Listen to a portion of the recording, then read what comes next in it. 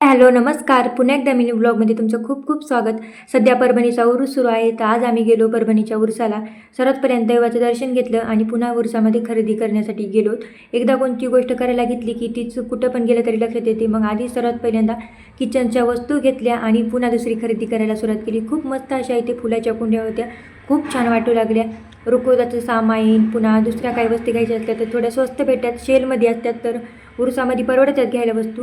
तर लेकराचे खेळं पण खूप मस्त मस्त होते. ज्वेलरी लग्नात घालण्यासाठी खूप मस्त मस्त ज्वेलऱ्या होत्या. पुन्हा काचेच्या वस्तू.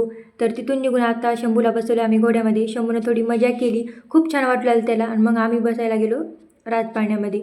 तर शंभूच्या पप्पाला आधीच भीती वाटलेली. गेल्या वर्षी मी बसले होते म्हणून माझी थोडी भीती गेली, पण फक्त शंभू सोबत होता म्हणून थोडी भीती वाटू लागली, कारण ते भेईन म्हणून. पण जवळ चिटकून बसला होता.